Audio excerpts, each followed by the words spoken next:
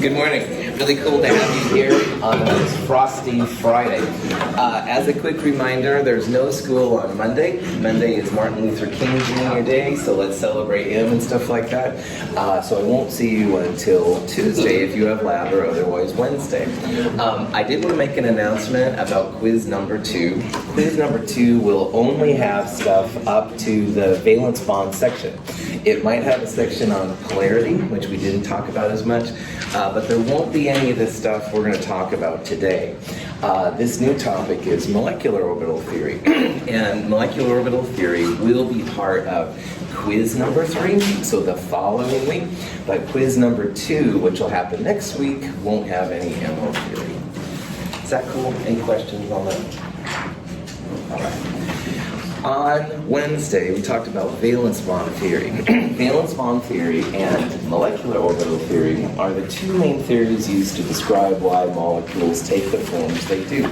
And on Wednesday, we saw how basically valence bond theory, the central atom is hybridized, which means the atomic orbitals are mixed and they get in new combinations and they bind with the external ones. And to describe valence bond theory, you can use things like sp, sp2, sp3, etc. based on the electron pair geometry. We also talked about why double bonds are kind of like one big cloud, all right? And Dimitri was cool, and he was the meat in my sandwich, and I was the bread for a while, and then I think I brought Brian down here, and he was the other set of bread for triple bonds. More fun, you can shake a stick at. Valence bond theory is cool for most things, and it's also a theory that you can use like anytime, and you don't have to have real sophisticated things to do it. Molecular orbital theory is by far the better theory, all right? It is so cool. It's an extension of Schrodinger's wave equation, stuff like that we did in Chem 221, and it accounts for a lot more than valence bond could ever do. So things like the presence or absence of odd electrons, paramagnetism, it'll do. It can do things like color, although we won't talk about that as much.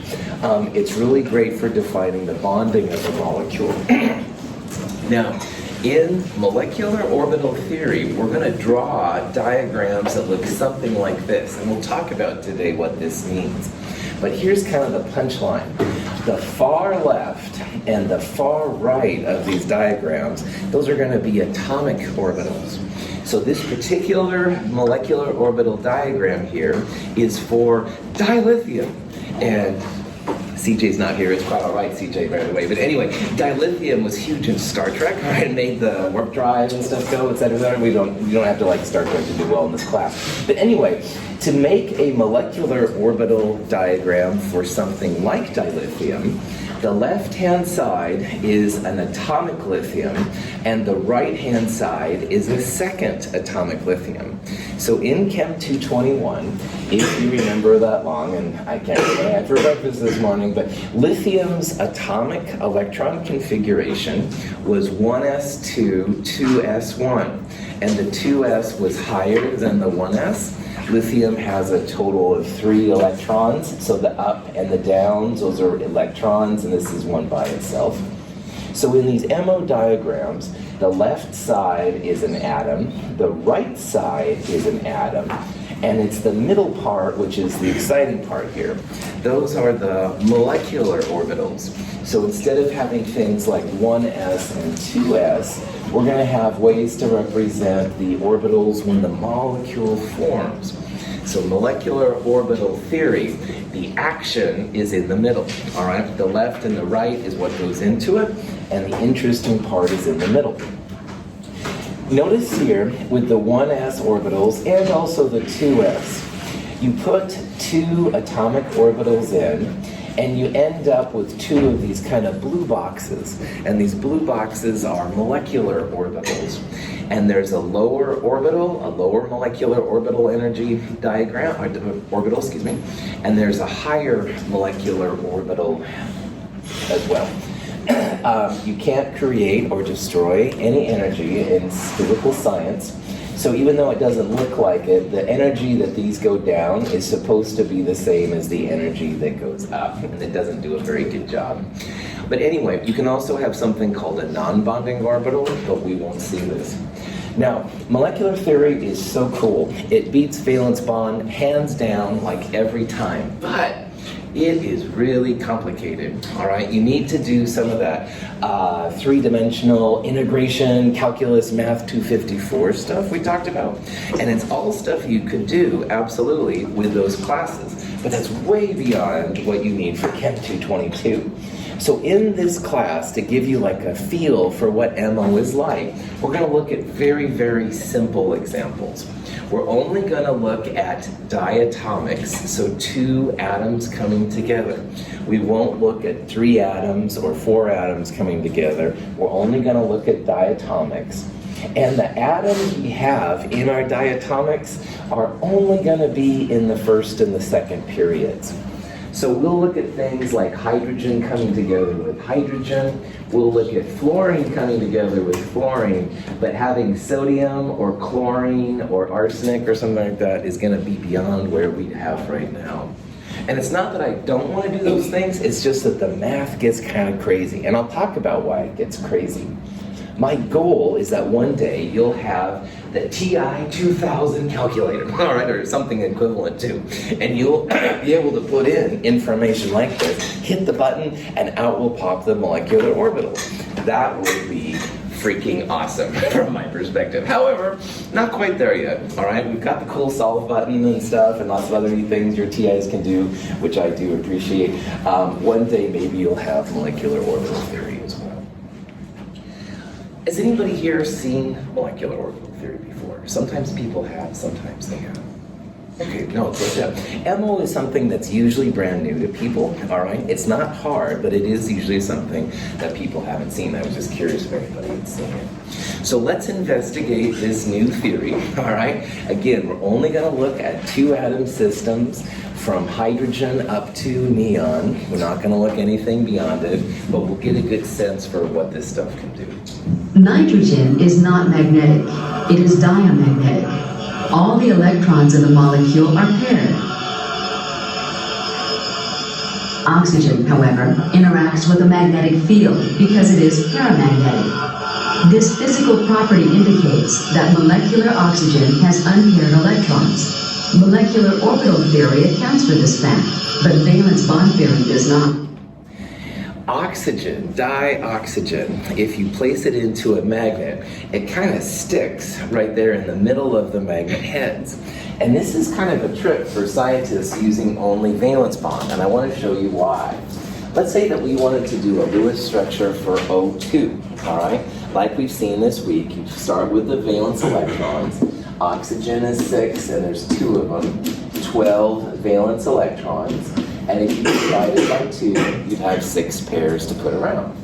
There's not really like a central ox atom because they're both the same, but you do want to use a pair to connect them. This is one of my 6 outer atoms first. 1, 2, 3, 4. So I have 2 more to go. 5, 6 would finish off this Lewis structure.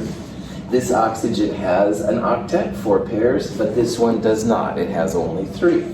So the predicted oxygen structure by Lewis structures would be like that. You would have an oxygen-oxygen double bond. If you look at this even more, all the electrons in here are paired. Like this is a lone pair of electrons. This is a bonding pair of electrons. So oxygen's Lewis structure predicts it to be diamagnetic. And diamagnetic things do not stick in the middle of magnets. MO theory does a lot better job on things like this for seeing when things should stick when they're paramagnetic. We saw the other day, I don't know, last week, I can't remember, paramagnetic Lewis structures are possible. You'd have like a single electron right there instead of a pair. But again, the way that O2's Lewis structure is, you would not predict it to be paramagnetic. Do you remind what paramagnetic means? You bet. A paramagnetic system is something that will be attracted or repulsed by a magnet, all right? Oh. And on a paramagnetic system in Chem 221, Dimitri, we saw, for example, that lithium earlier was 1s2, 2s1. And when you put the actual electrons in, 1s and 2s, You put an up electron usually first and a down after, and this one would be an one by itself. In atomic orbitals, Dimitri, up and a down together, they cancel each other out. This would be a diamagnetic atomic orbital. But if you have an odd electron like all by itself, that's when you start seeing this paramagnetic behavior. Now, this was for the atoms, all right?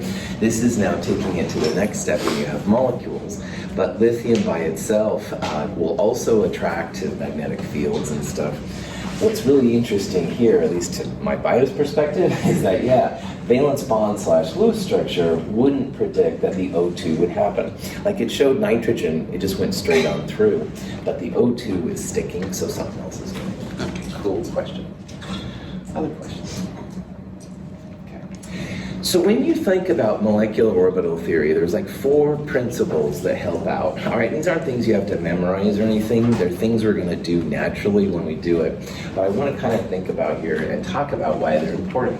So first of all, when you make a molecular orbital diagram, the number of molecular orbitals, the pieces in the middle, must equal the number of atomic orbitals that you put in. So if you put, say, 4 atomic orbitals in, you're going to get 4 molecular orbitals.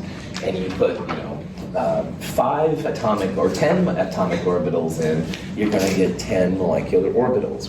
There's a lot of symmetry in science, and this is like an example of that, where you don't want to have a different number of orbitals.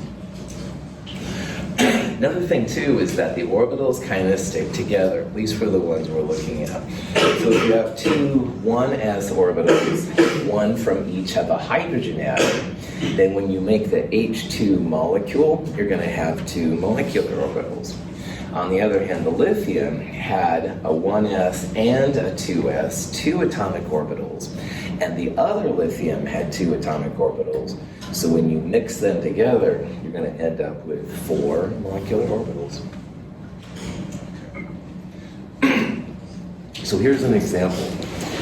Let's say we have 2 oxygen atoms, all right? Oxygen has a 1s2, 2s2, 2p4 configuration. And the question is, how many molecular orbitals would you expect when you combine these 2 oxygens? So the goal here then is to figure out how many atomic orbitals are represented by this atomic electron configuration, and then we'll essentially multiply it by 2. So earlier here, when Dimitri asked this question, I showed you that the 1s has like 1 line or 1 box. That's 1 atomic orbital. And the 2s also is a single box, single orbital. So there's 1 orbital there, and there's 1 orbital there. But remember that you can have up to 2 electrons in an orbital. Does anybody remember how many orbitals are in the 2p subshell? 8. 3. Good, right on. The 2 p's have 3 lines associated with them. So when you do this, let's say we had oxygen here, you would draw 3 lines. The s's have 1, the p's have 3, the d's have 5, the f's have 7. There's this kind of pattern. So when you have 2p4 for an oxygen atom, you put each electron in their own orbital first. This is what they call Hund's rule, keep all the electrons in their own room, and only pair up when you don't have any more room. So 2p has 3 atomic orbitals, and that's going to be important in the stuff we're going to do when we start building these MOs. The 1s and 2s, there's only 1, but this one there's 3. So 3, 4, 5 times 2, 10 orbitals total. So in oxygen's diagram, we put 10 atomic orbitals in, 5 from the first oxygen and 5 from the second one. And by this principle, we're going to end up with 10 molecular orbitals. Again, we're only going to do up to neon, so we're only going to go up to the 2 p's, all right? If you did sodium, chlorine, you'd have to go 3s, 3p, etc., etc. The bonding molecular orbital has greater electron density in the bond region. The antibonding molecular orbital has reduced electron density in the inner nuclear region. First law of thermodynamics says essentially that you can't create or destroy energy, and that totally applies here. So when you mix 1s orbitals with 1s atomic orbitals, you're going to get two combinations, all right? One of them is going to be lower in energy, and one of them is going to be higher in energy. Dimitri, can you be my man once again? I'm so sorry, but you're right here, and you're such a good... Dimitri, you really rock, man. All right, Dimitri is a hydrogen, and I'm a hydrogen. One of the interactions is going to be the good old bond we've been doing forever and ever, all right? And this is good. It makes us stronger. We're both smiling now. Thank you, by the way, for smiling. That's the bonding orbital. It's lower energy. You save energy. It's friendship-inducing, whatever you want to say, all right? That's the good one. But now we're going to do the other one. So, Dimitri, turn around and face Aaron. This would be the anti-bonding orbital. I don't want to say, Dimitri, man, I don't want to. All right, that's all we have to do, Dimitri, thank you. But realize that you're going to have two atomic orbitals. Dimitri and I are both atomic orbitals. And when we come together, there's going to be that lower energy bonding and higher energy anti-bonding. And hey, let me say that anger takes more energy than friendship. I'm going to let you go there sociologically, wherever you want. However, in this process, bonding, lower energy, happy, friendly smiles, anti-bonding, higher energy. All right, prop that off. I think kind of fell off there a little bit, sorry. Here's examples without Dimitri and I trying to be jerk. I mean, me being a jerk, Dimitri, you were just doing my thing, thank you. Here's the 1s orbitals, and there's two possibilities, like I said. This is Dimitri and I being friends, all right? And they call this the bonding orbital, all right? The energies, the electrons are meshing together, all right? This is like the shaking of hands that Dimitri and I did. And it's lower energy, all right? Anyway, I'm not, shut up, Michael, prop that back on. Really, the bonding energy is lower in energy than the other one. But you have another possibility. Remember, when two atomic orbitals come in, you end up with two molecular orbitals. The other one is called anti-bonding. Anti-bonding is not friends. Nobody's shaking hands on this one, okay? This is going to get a little star, and this one is just regular. And notice that this is a sigma. So just like we talked about in chapter 7, when the two atomic orbitals smash into each other, it's called a sigma bond. This would be a bonding sigma, and this would be an anti-bonding sigma, sometimes called sigma star. So to kind of summarize all that stuff there that I did a job on, two atomic orbitals come together, there's two possibilities. Lower energy bonding, that's the handshake, and the higher energy anti-bonding. And higher energy anti-bonding orbitals will get a little star next to them. Questions on any of that? So, when you have these orbitals coming together, you're going to have bonding and anti-bonding orbitals. Bonding is lower, anti-bonding is higher, and that's where they come in. You're not creating or destroying any energy, you're just rearranging it a little bit. As you start putting electrons in, it's always going to go to the lowest orbitals first and then start working up. So the bonding orbital will be filled up before the anti-bonding will. All right?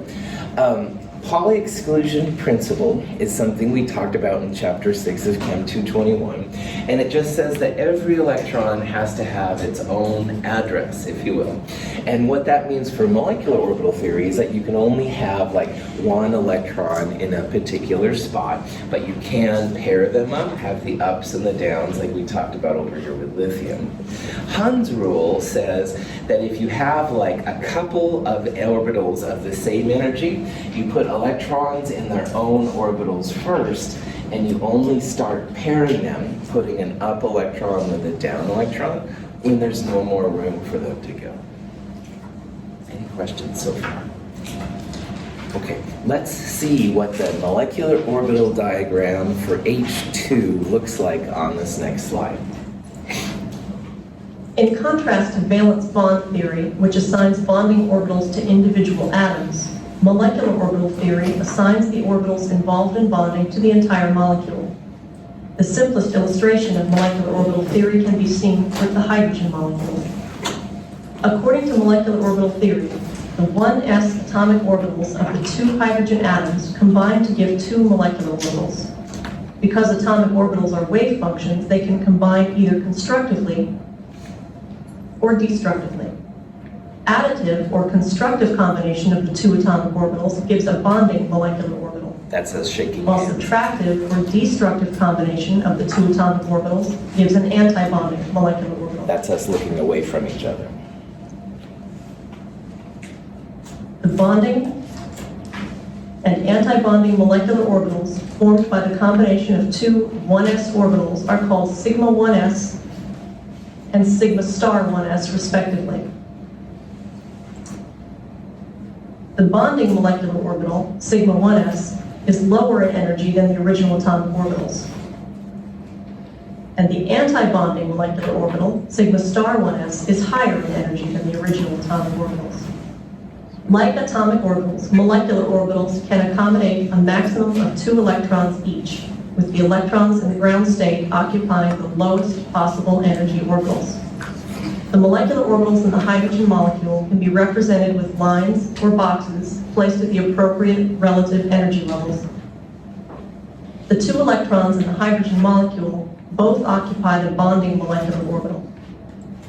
Because most of the sigma 1s bonding molecular orbital is located between the 2 nuclei, electrons in this orbital draw the 2 nuclei together by electrostatic attraction.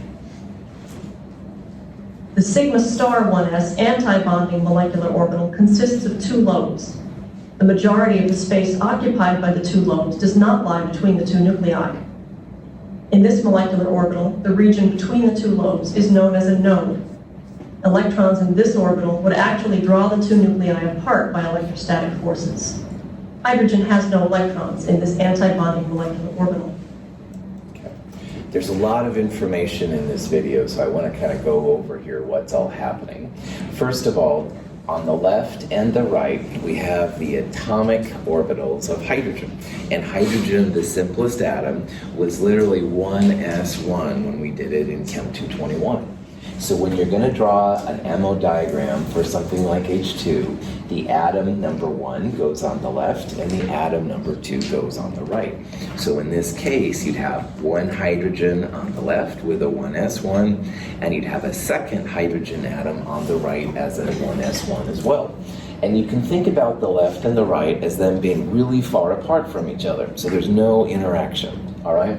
But since Chem 221, I've made you know that silly have no fear of ice clear brew, all right? And the have in that expression is one of the diatomics, the H2, all right? Hydrogen doesn't usually form individual hydrogens. They usually form H2. And finally, I can justify here why this is happening.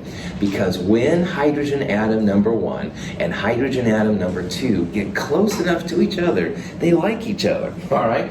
And like someone said I was making these atoms too personal the other day, and I completely understand. Like in my world means here that they form a bond. So the 1 electron and the 1 electron in the 2 atomic orbitals, when they come together, you make 2 molecular orbitals. One of them is the bonding molecular orbital, it's lower energy. One of them is the anti-bonding molecular orbital, it's higher energy. Every time you see this star, that means anti-bonding. Sigma 1s means that it's a head-to-head collision between 2 1s atomic orbitals. So sigma 1s would be the bonding molecular orbital, sigma star 1s would be the anti-bonding. But why that hydrogen is part of the have no fear of ice clear brew thing is that the 1 electron here goes down to the lower energy molecular orbital, and the second electron on the second atom also goes down here to the lower energy molecular orbital. One of them will be up and one of them will be down. You have to have those spins being opposite and stuff like that. You save energy by making H2. All right? And this is why hydrogen is a diatomic. When those 2 hydrogen atoms come together, yeah, they're gonna make a molecular bond. That's the handshaking I did with Dimitri earlier. Nothing in the anti-bonding, all right? These hydrogens are into each other, they make a bond and stuff, so this diagram here shows why hydrogen does like to be twos. You're gonna save some energy. It's possible, absolutely, to have individual hydrogen atoms, but you're gonna have to break it. You're gonna have to add enough energy to put those back in there. So sometimes I've joked about, being next to the sun or at a black hole, some kind of high energy position. It isn't even that hard to do, but still, you do have to overcome that reaction, that interaction between the two of them. Yeah. So anti-bonding and bonding are occurring at the same time in the molecule? Yes, the positions are open, but are there any electrons in the anti-bonding? Yeah, so right now then, Madison, there's the potential for anti-bonding, but it's empty in H2, okay? We'll see that that's going to affect some other ones here coming up. In this molecule, there is the space for Dimitri and I being mad at each other, all right? But in hydrogen's case, it's pretty cool. It's friendly with each other, no problem. So it's empty, so we don't have to worry about it, but it is there, you bet. Yeah, Garrett? And if I understand correctly, that's because since it's hydrogen and they both only have one electron to give, they naturally want to go to the lower energy state, which is going to be... Nailed it, exactly. In physical science, physics, chemistry, engineering, arguably, all of these things, it's really about the energy, all right? And saving energy is like money for scientists, you bet. Helium was not one of the have no fear of ice clear brew 7 diatomics that I wanted you to memorize in Chem 221. We can see now why helium doesn't really want to form dihelium. So again, this is the molecular orbital diagram, but now it's for He2, like a dihelium molecule. Helium is a 1s2. It's got one more electron than hydrogen does. So the helium on the left, 1s2, and the helium on the right, 1s2. 1s and 1s atomic orbitals make a bonding sigma 1s orbital on the bottom and an anti-bonding sigma 1s orbital on the top. And this goes back to Madison's point just a second ago. Now in dihelium's case, because we have 2 plus 2, 4 electrons total, the first two are energy savers. All right, you're going to get energy out, just like with hydrogen. But you also have 2 more electrons, and there's no more room down here. 2 electrons per orbital, that's the name of the game. So those other 2 electrons have to go to that higher anti-bonding molecular orbital.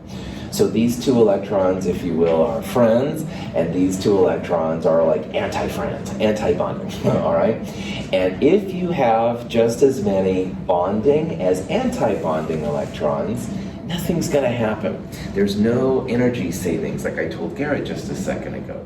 All right, you have energy savings here, but you have an energy cost right there.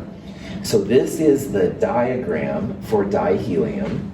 This notation right here is called shorthand notation. We're going to do complete molecular orbital diagrams, which is like this kind of picture, but obviously if you're not very artistically inclined, it can be kind of funky. This is a shorthand way, and notice what's happening here. This is the sigma 1s orbital, and there's 2 electrons, that's the superscript. And the next highest molecular orbital is the sigma star 1s anti-bonding, and it has 2 electrons. So this right here is the same as this part right here. And after a while, it's a lot easier, of course, to write this than it is something like that. Questions on this one? Do you think that dihelium is going to exist naturally using this diagram? No. I see Angel line. I see you hesitantly saying no, and that's good. Yeah, you've got just as many, and if you were just shaking your head, just take credit for it, okay? Anyway, prop that back on. You have just as many anti-bonding as bonding. You get money out, you pay money up there, no net gain, all right? And what scientists need now is a way to talk about, really, will it form, will it not form, without me picking on students or thinking about money being paid or gained. And so, this is bond order, molecular orbital style. Now, in valence bond theory, we saw this week, and Lewis structures, If you have a double bond, bond order 2. If you have a single bond, bond order 1, triple bonds, bond order 3. Molecular orbital theory's bond order, to figure it out, it's a little different, but the results will be the same. So bond order in molecular orbital theory, it's 1/2 parentheses, number of bonding electrons minus number of anti-bonding electrons. If your bond order is greater than 0, you have a stable molecule, a molecule that you would predict to have happen.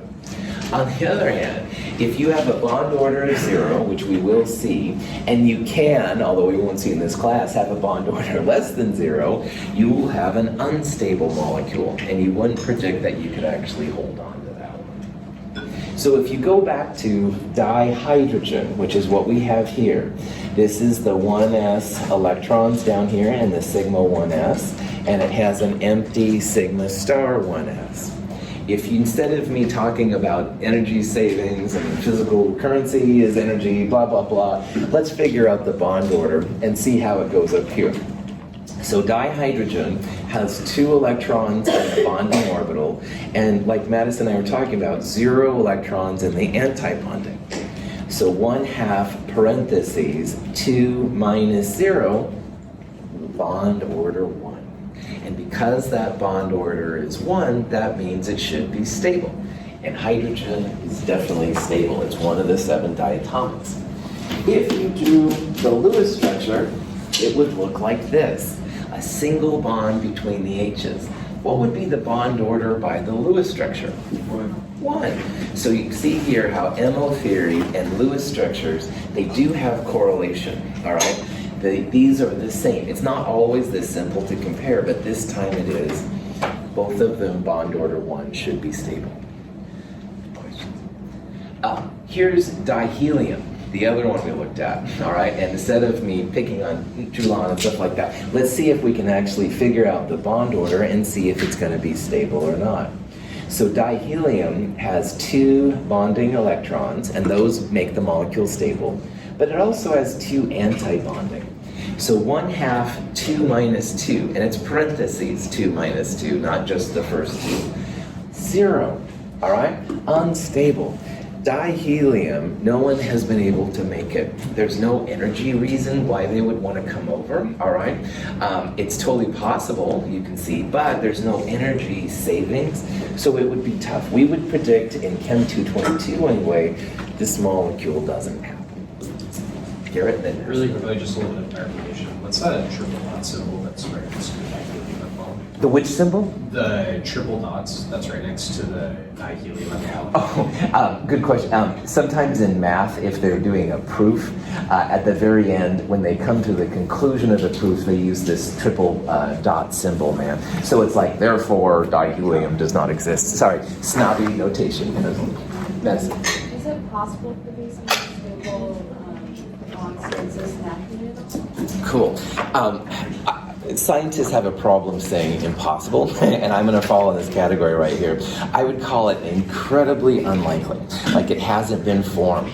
But can it happen? Yeah, maybe if you had some kind of like magnetic fields and stuff like that operating on it, you might be able to stabilize it, but it would be difficult. I would even say exceptionally difficult right on. I don't know of any dihelium. I think it would actually exist in like the core of a sun or something extremely high. I would find that unlikely too, Dimitri, because all the energy of the sun is going to add this thing and break it up. I would think you'd need something cold and you'd need some kind of magnetic thing, but I don't know for sure, okay? Yeah, right on. It totally could be. Dimitri's going to do a presentation on astrochemistry. Woohoo! I think is really cool. Anyway, maybe it does, Dimitri, although if you add energy, it's going to tend to break the heliums up even farther, but I don't know for sure. Yeah. Cool. When we start getting to elements with higher atomic numbers, will like when P and D orbitals come in, will the 1s and 2s and all the inside orbitals form into molecular orbitals, or will they? We're only going to go up to neon. So we're only going to go up to 2p, and I'll talk about why. But there are ways that, see what's happening. Let's do this next one, and I think I'll show you a little bit, but there's a lot more. Okay. So Zeke's question is really good. What about the P's? What about the D's? I'll show you some examples with P's. We're going to see that the D's are kind of beyond this class, I'll be honest with you. But anyway, here's the fourth principle. Atomic orbitals, when they make molecular orbitals, they only will come together, if the energies are similar. And that's our friend in Chem 222, but that's also why we can't go past neon. So here's an example of that. 1s plus 1s is going to be a great molecular orbital combination because they are the same energy, no problem. But 1s and 2s, if you remember from Chem 221, 2s was quite a bit higher than 1s. So 1s and 2s, we wouldn't expect any kind of molecular orbital, or at least a poor molecular orbital. 2s and 2s would be great, 3s plus 2s wouldn't be so good, stuff like that. The reason, Zeke, we're not going to go past neon is that 3s and 3p are really close to each other. So you start mixing 3 3ps and 1 3s together with a second one of similar things. And the diagrams become much more complex. And this is where the computers or the TI-2000 would be really helpful, because it would tell you what the order was, and you could then just throw the electrons in. So we're going to do the ones where we can easily see what the pattern is, and beyond that, then you start to need computers. So let's see about these combinations here, all right? Which combination of atomic orbitals here do you think would create the best molecular orbitals, all right? Yeah, so again, what you want is you want to have similar energy whenever possible, all right? And 1s is right next to the nucleus, really, really stable. 2p, quite a bit farther. So this probably wouldn't be a good combination. 2p and 3p, probably not real good. You can probably imagine that 3ds and 3ds are going to be great, all right? Those are the same energies, more or less. Those are going to mix really well. Now, 4d and 4f would probably be my second favorite on this list, because, well, 3d and 3d should be exactly more or less the same. 4d and 4f, technically 4f's a little higher, like 4f electrons were filled in afterwards, but the gap between 4d and 4f probably isn't that great. And that's why, going back to Zeke's comment, you get to the higher ones, you may not have like 5 4ds and another 5 4ds. You might have 5 4ds and 7 4fs mixing with another 5 4ds and 7 4fs. So the orbital diagrams get a lot more complicated. We're going to look again just at up to 2p, because those energies are discrete enough. 2p won't mix with 2s. 2p will only mix with 2p. And 2p won't mix with 1s. So we have predictable kind of patterns of overlap. Okay. Dilithium. Star Trek. Yeah. All right. Dilithium is, start with the atomic lithium. Atomic lithium, 1s2, 2s1. So in this diagram for the dilithium molecule now, the left-hand side is lithium atom number 1, 1s2, 2s1. The right-hand side is the second lithium atom. It's another 1s2, 2s1. 3 electrons on the left, 3 electrons on the right. When the orbitals mix together, 1s doesn't mix with 2s. And for where we are right now, that's good. So we only have 1s mixing with 1s to create bonding sigma 1s and anti-bonding sigma 1s, like in helium. But up here, 2s and 2s will come together to make bonding sigma 2s and anti-bonding sigma 2s. So you're going to have bonding, anti-bonding, bonding, anti-bonding. And these electrons are only going to go here, and the same thing. So like we saw with dihelium, start by putting 2 in the bonding, 2 more in the anti-bonding. This part right here is like the helium core. Up here is where the action is, if you will. 1 plus 1, 2 electrons, lowest orbital first. They both fit in the bonding orbital, the bonding sigma 2s orbital. Now, dilithium in Star Trek is pretty cool. Dilithium in the real world, at least so far as we know, not quite as cool, but it does exist. 1/2 bonding electrons minus anti-bonding electrons. 1/2, 2 plus 2, 4, minus 2 plus 0, 2. Bond order of 1. Dilithium is stable. The red in this little quartz thing here is supposedly of dilithium. I haven't found a very good picture of what dilithium actually is. It's probably pretty reactive, but it is something that we can predict should exist, and that's kind of a cool thing. So dilithium is one that should happen. Dilithium wasn't part of the have no fear of ice clear brews because most people don't think about dilithium, and it is kind of weird, I'll be honest. But it is one that we could predict, we could essentially make, yeah. So how does this molecular orbital theory differ from what we were doing earlier with hybridization? Cool. So right now, if you were to draw out the dilithium molecule, lithium has 1 valence electron. It would look like that. Bond order 1, bond order 1. We're going to see that there's no unpaired electrons here. And lithium, also, every up has a down. So right now, everything's pretty symmetric, all right? But we're going to see here pretty soon medicine where MO gives you a better description. Yeah. So far though, yeah, we can justify that like dilithium exists, dihydrogen exists, but like dihelium we wouldn't think would be making. We couldn't make a Lewis structure with dihelium, we couldn't use Vesper on it. So that's one way that MO is cool. It shows that dihelium shouldn't happen, all right? There'd be no way that I could think of to justify that by valence bond or structures. But we'll see better things than that here. Speaking of dihelium, remember the dihydrogen, good to go, bond order 1, but dihelium, bond order 0, all the bonding and anti-bonding were full. Here we see dilithium, bond order 1 should be good. Do you think that beryllium, the next atom over, do you think that should form? No, good, why? Slots, I guess. Well done, Joseph. Outstanding. Beryllium, 1s2, 2s2. All right, so there's one more electron in each of those orange boxes when you do diberyllium. And those extra electrons, what Joseph saw and saw correctly, they're going to go in the anti-bonding orbitals. And anti-bonding orbitals destabilize the molecule. 1/2 for diberyllium, 1/2 still have 4 bonding, but now you would have 2 anti-bonding there and 2 anti-bonding there. So 1/2 parentheses, 4 minus 4, 0. All right?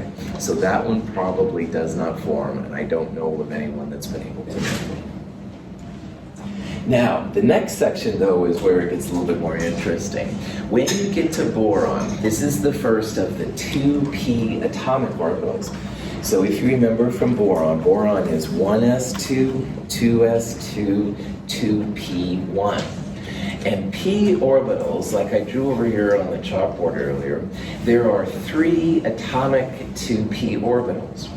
So when you start mixing the p orbitals in molecular orbital theory, you're going to have 3 atomic p orbitals from the first atom and another 3 atomic orbitals from the second one. And these 6 orbitals are going to come together. 3 of them will be bonding lower energy, 3 of them will be higher energy anti-bonding orbitals. Of those 6 molecular orbitals, 2 of them are called sigma, all right? Those are the ones that smash right into each other. They come right next to each other. But you're also going to have 4 pi bonds. And on Wednesday, when I was doing the bread around the sandwich stuff with Dimitri, all right, remember the bread is kind of like above and below, or left and right. That's kind of going to be the same kind of thing here with molecular orbital. So of the 6 p molecular orbitals, you're going to have 2 sigma and 4 pi's. One of the sigma will be higher anti, one of them will be lower bonding. 2 of the pi's will be bonding, and the other 2 pi's will be anti-bonding. There's one more thing we need to think about, though, when it comes to p orbitals. There's a big difference if you have a combination between boron, carbon, and nitrogen, the first 3, and oxygen, fluorine, and neon, the second 3. So again, if you look over here, boron starts the 2p. BCN is going to have a slightly different configuration than the OFNE later on. Let me show you what I mean by that. This is an example of diboron, B2, all right? And boron has a 1s2, 2s2, 2p1. So on the atomic levels, there would be 1 atomic electron there and 1 atomic electron from the other boron right there. This is the P diagram for when you have B, C, and N. Sometimes I'll call this NBC because it sounds like something else I can't be promoting in my educational environment, but you get the idea. If you have a molecule with N2, B2, C2, something like that, you want to use what I'm going to call 2-1-2-1. In this diagram, pi 2p is a little lower than sigma 2p. So the bonding pi's are lower than the bonding sigma. Then the anti-bonding pi's are next, and the anti-bonding sigmas left. So notice that the 2p's are here, the pi's are here, bonding still lower than anti-bonding. 2-1-2-1. And what's really interesting, 1 electron on the right, 1 electron on the left, they each go in their own orbital.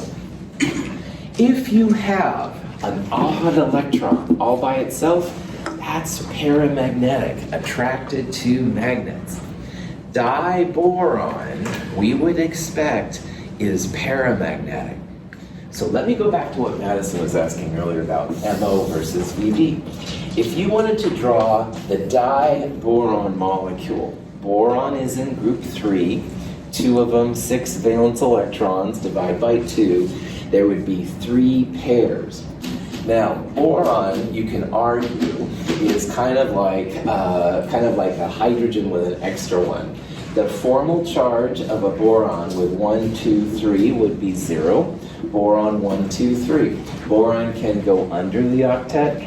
But what I want you to see here is that the Lewis structure for B2 looks diamagnetic.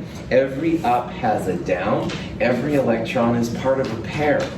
In reality, boron, paramagnetic. You have unpaired electrons.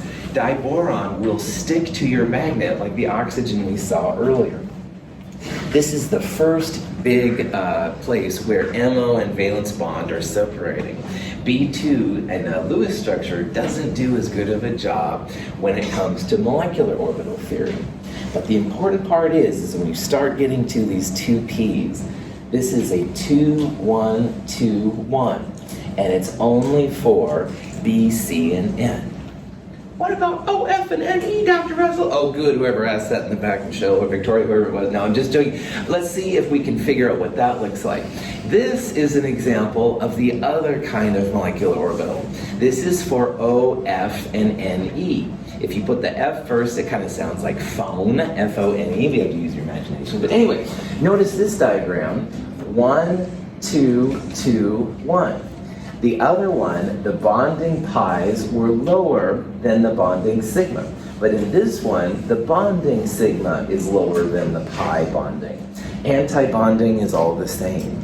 Number one thing for you to realize is that if you're making O2 or F2 or even NE2 we'll talk about, you need to use this 1, 2, 2, 1 diagram. If you have the NBC, then you'll have the pi's first, the sigma next, pi star, sigma star, 2, 1, 2, 1. Again, here's the 2, 1, 2, 1 for NBC. Here's the 1, 2, 2, 1 for OF and NE. This is why it starts to get really crazy past neon. You start to see all kinds of variants like that. Dimitri. Why do they switch like that? Cool. You have more electrons in these guys, and they feel that the electron shifting makes the sigma go less. Like you have more density between the atoms instead of like the sandwiches to the left and the right. I don't know if I totally believe it, but that's the official statement. Other questions? Okay, you actually have all the information to get started on MO. It's a little weird. If you have time, check it out and stuff like that. We will talk it more in problem set 2 next week. Have a wonderful weekend. No class on Monday. Have a great day.